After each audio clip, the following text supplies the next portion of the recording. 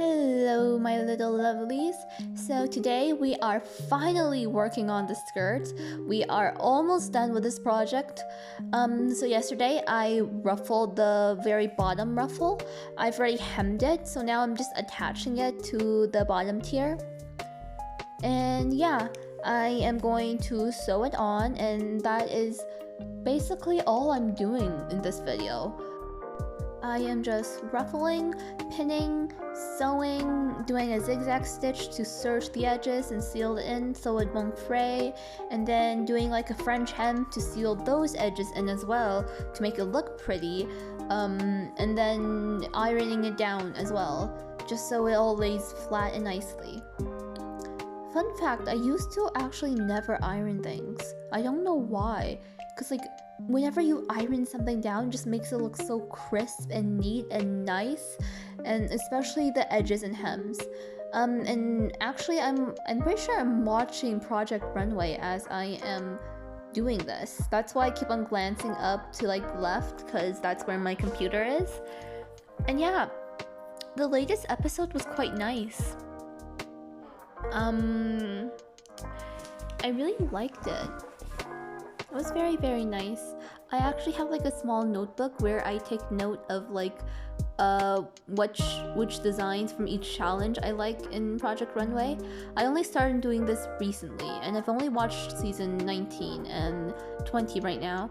But yeah, I am taking note of which designers I really, really like, and I am planning on following them and seeing their future updates. Another fun fact, on YouTube recently, I got an ad for something that Christian Siriano made, and man, it was a very nice outfit. It was very chic, modern, very nice. I would wear that if I was older, because my parents would not allow me to wear it at the age I am right now, but I would definitely wear that if I was older. Anyways, yeah. I am just sewing, pinning, sewing, pinning, on and on, on and on. Do any of you guys watch Project Runway?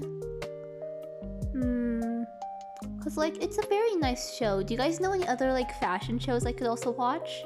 It's very entertaining. And it's very nice to see what people come up with, and it's actually kind of a fun creative process to make a design of your own according to the challenge as well. Only issue is I will definitely not be able to finish anything in just one day or even 2 days, even if I have a partner or a group to work with. So I would definitely be eliminated in the first challenge for Project Runway if I ever do for some reason attend. But yeah. That is me pinning again and again and again.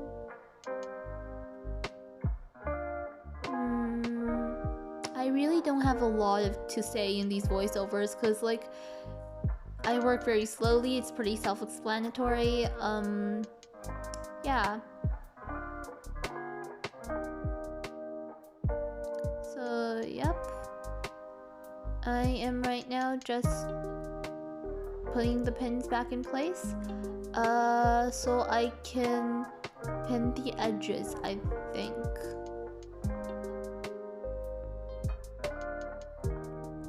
Oh wait, no, I first have to do a zigzag stitch, and then I can pin the edges. Yeah, that's what I'm doing right now. I'm doing a zigzag stitch to seal in the edges. I did already do a zigzag stitch on each side of the fabric before I stitched them together on the ruffle fabric and the bottom tier fabric, but I'm doing another zigzag stitch to attach those two pieces together, because actually I don't know why. I don't know, I'm doing a lot of zigzag stitches that I don't really actually need to do. It just makes me feel more secure about my work because I don't have a serger, I think. I should get a serger one day. I really need a serger. I want an industrial grade serger. That is my one life goal right now.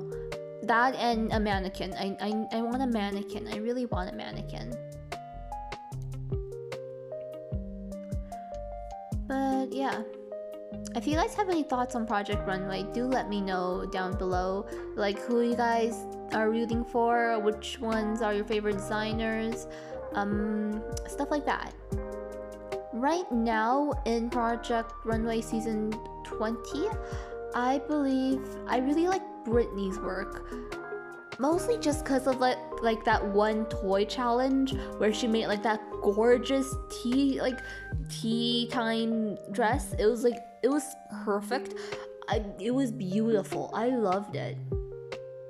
But yeah, I really like her work because of that right now.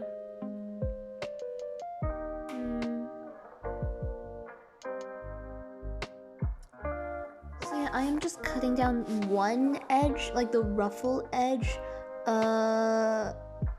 It's kind of a bit confusing to explain, but I like to did a zigzag stitch to attach the extra ruffle edge and the extra edge on the bottom tier together, and then I'm cutting it along that zigzag stitch, only the ruffled side though, so that way I can take like the longer side that is the bottom tier. I can like do a French seam, rolled hem. I don't know what you call it still.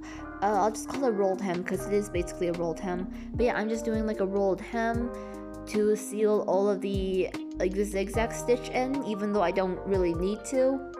And actually on like the middle tier for the back panel, I kind of didn't have enough fabric, so I didn't do it. But like, it's completely optional. You don't need to do it. It took me like, I'm pretty sure this alone added like at least an extra 3 hours or something to my project or something, because like each tier took me about an hour to do. So if you take in mind that I had to like gather it, I had to pin it, I had to like do the zigzag stitches, and then I also had to do the French hem. Like the French hem probably took like at least 10 minutes. There were like 3 tiers I had to do it for, so 3 times 10 times 2, because it has like 2 sides. That would be times 10. Yeah, that would be, oh, that's only an hour. That's not too bad then. But yeah, other than watching Project Runway, I like listening to actually a lot of horror breakdowns when I'm working. Like, I remember, I don't know if it was this day or if it was the next day, but I was listening to like Wendigoon's recent upload, I believe. Was it Wendigoon? I think it was Wendigoon.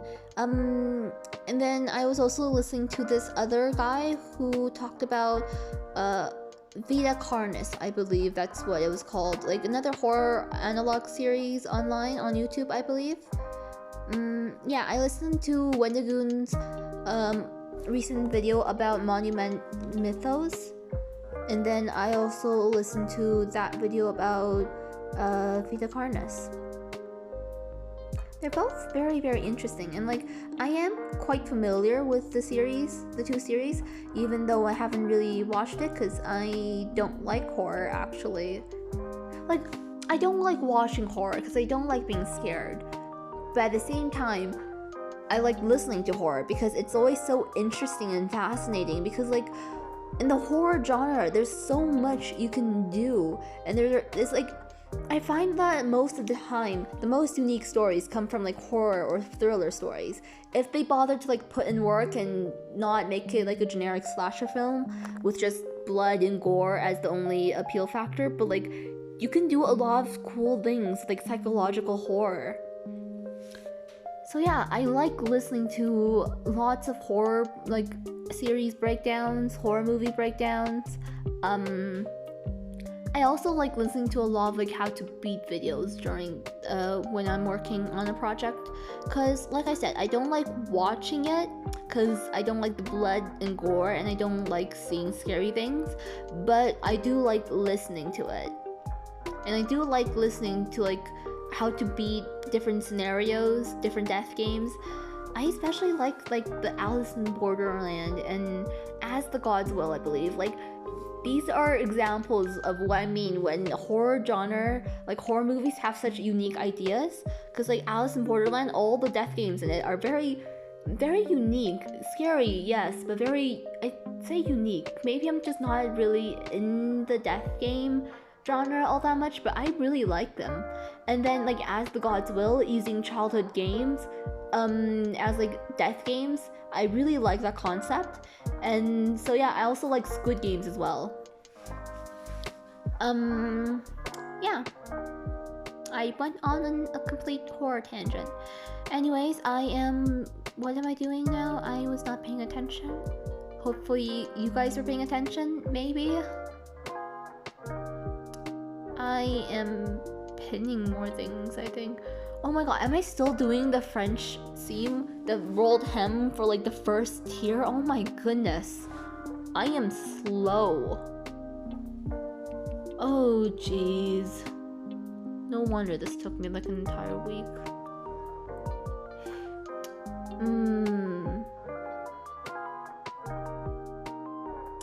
Okay, that was a very abrupt cut. Oh wait, was I working on the second tier? I don't think I was. I think I ruffled the second tier, and I already attached it, so now I'm just doing like a zigzag stitch, I'm pretty sure. You have to be very careful when doing the zigzag stitches, because like I find that the fabric very easily gets like caught in between, and like you're not trying to stitch the fabric. Well, you know, I mean, I'm going crazy. You're not trying to stitch like the bottom part of the fabric, you're only trying to stitch like the selvage edge, not selvage, what am I saying? I'm just saying random things right now. Just trying to stitch like the top parts, not like the bottom actual skirt piece. But when the skirt gets super duper big, it's very easy to mess that up, so you have to be very careful and pay attention to that. Yeah, like it happened twice now already. Like the bottom ruffle, it's not that hard, but then when you have more pieces, it gets harder and harder to keep track of where each layer is. Yeah.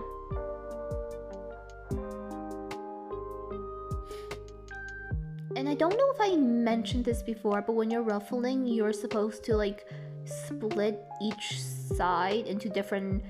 You're supposed to split like the panel that you're attaching the ruffles to into like quarters or eighths or however many you want. And you're supposed to do the same with like the ruffle piece, so that way you can ruffle it evenly. Unless you have like a ruffle foot or something. I actually don't know how ruffle foots work or how the tension works, because like I don't like using tension, because it's like you have to calculate precisely what the tension should be through like either trial and error or some online formula that I don't know, to figure out how you should ruffle like a 100-meter piece of fabric to only like 50 meters. And that is far too many calculations and trial and error for me, because like it all changes depending on like the thread that you use as well. Because like if the thread, like the bobbin thread is different from the top thread, then the tension, you'll have to adjust the tension and whatnot. If the thread, that both threads are also like kind of different, if it's thicker, if it's thinner, you also have to adjust the tension for that. It's just very complicated. So yeah, right now I am doing the French hem as well, the rolled hem I mean. I am right now pinning it in place, and then I will stitch it down later.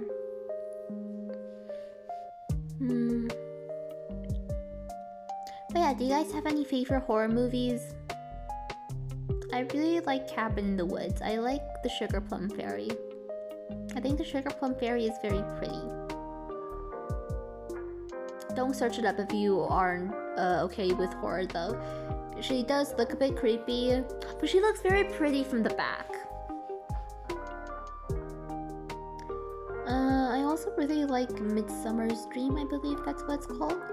I don't know, they're like, I've seen clips of it, I know what happens in it, and from like the few clips I've seen, like, the aesthetic is very pretty, to be honest. It's very nice. It feels very dreamy and fairy tale like, if you ignore the fact that it's like a horror movie. Yeah.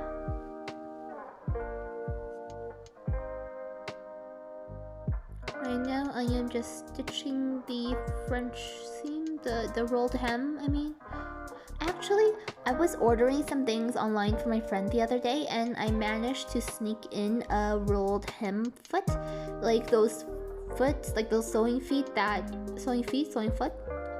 those like sewing foot thingamabobs that can help you roll the hem without you having to like pin it all by yourself. So I'm really excited and I can't wait to try it out. It is supposed to do like a 6mm rolled hem. I was going for the 3mm one because I did want to like be able to do like a tinier hem, because like if the hem is, because like a 6mm hem I can just do it by hand if I wanted to, but I don't really have a lot of like light fabrics, and you should only use a 3mm hem for like lighter fabrics, because heavier fabrics it won't work. So it probably wouldn't work with like the cotton that I have at home and like the linen and other fabrics. So I decided against it in the end. I mean, I do have some organza and lace I could use it on, but oh well.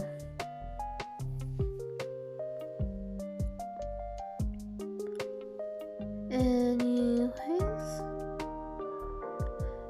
I'm pretty sure I only filmed one day of me making the skirt, because the front panel took a day and the back panel took a day, so I just didn't film the back panel because it was just basically the front panel again. And yeah, it would just be a repeat of basically the exact same video. But a funny thing happened to me when I was sewing the back panel, because like I'm learning how to drive right now, but unfortunately, as I was pinning things and cutting things, I accidentally stabbed myself with a pin in my thigh. Like my upper right thigh, the thigh that you use to change the gas pedals and the brake pedals, and I had like a driving lesson right afterwards in like 5 minutes, so my leg was cramping up super duper badly during that lesson. It was alright though. It's right now a bit itchy, but I'm pretty sure that's just because it's healing itself. My friends were really mad at me because I just shoved a band-aid over it. Usually I wouldn't even shove a band-aid over it because, like, just let it air dry. I don't really need a band-aid. It's just like a small hole that was bleeding a little bit. But like, I was wearing jeans, so I decided that I should probably put band-aid on the inside just so it wouldn't bleed on the jeans, because the jeans were like a light wash, a light blue, so it would be very obvious and probably very concerning. So I did get band-aid in the end. And I also rinsed it with like some water, just so my friends would stop freaking out though. Yeah, I should be fine. Like the human body is like well equipped enough to deal with stuff like that, I think. I hope. I mean, I haven't died yet, so that's something. But yeah, I am just doing the final tier, ruffling the final tier. Yeah, I'm ruffling like tier 2 so I can attach it to tier 3, and then I will have to ruffle tier 3 later on to attach that to the bodice, but that's a video for another day. I'm pretty happy with how this turned out. Anyways.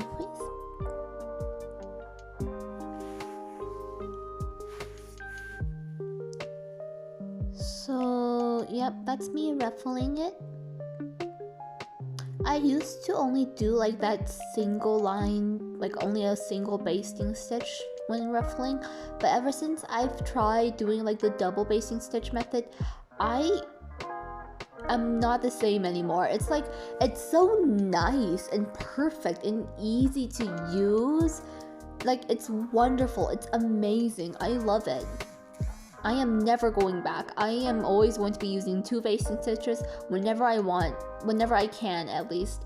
Because like sometimes the ruffle is too small so you can only do 1, but like I am going to use 2 whenever I can. It just sucks when you have a very long piece of fabric you have to like gather, and like you run out of bobbin thread at the very like like in the middle of the fabric, or like at the very like 3/4 of the way in. So you're like almost there, but you're not quite there. So like, it's always irritating. But you do already have like a basting stitch on top, so it should be okay. But yeah, that is one thing you need to keep note of when you are doing a basting stitch to ruffle something. You need to make sure your bobbin is like full, or at very least your bobbin has enough thread approximately to be able to cover the entire length of the fabric. Otherwise, you are in big trouble. And yeah, I don't know if I mentioned this before, but I like ruffling it. Like the way I like ruffling things is you ruffle it one side, like one half, and then you from like one side, and then you ruffle the other half from the other side. I just find that it's like a bit easier to do since you don't have to like ruffle it the entire way then. If that kind of makes sense. I don't know, I'm very bad at explaining things. I'm a horrible teacher. That's probably why my friends still can't crochet, because I am a horrible teacher and I just don't know how to explain things other than look at a video, follow the video, and then just copy them and practice. Because that's how I learned how to do most things. Like crocheting, I just looked at a video of how to make a flower, and then I followed the video, and then I made something. Same thing with the sweater. Same thing with the hat. Like the hat, I followed like a written pattern, because I find that written patterns are very easy to follow. Easier to follow than actual videos nowadays. Because like, I don't know, the videos are very slow. Either that or they go too fast. So I like following a written pattern. That way I can like go at my own pace. So yeah. That isn't really how I learned how to sew though. How I learned how to sew was through complete brute force. I decided a week before prom that I was going to make my own prom dress because I did not really have a prom dress, and my mom's evening gown was a bit too big for me. So I made kind of a mock-up of the bodice, and I just made a simple circle skirt. It wasn't that bad, but like I was still very slow at sewing, so like I had to take the project to school to kind of work on it. I finished everything in class though, so the teachers let me work on it. They were very excited to see the finished project as well, because they said that it was very nice. A lot of people complimented on me, though I did look a bit like Rapunzel because of the color palette that I chose. But yeah, it was very nice. I really liked it. If you didn't look at the inside was a fraying nightmare. I did not seal any of the edges. I did not hem any of the edges on the inside. I did not even do a zigzag stitch. But yeah, I could show you guys the dress one day. So yeah, that is the finished skirt piece for the front. Thank you guys for watching, and I will see you guys next time. In the next video, it will be the final reveal, I think. Bye bye!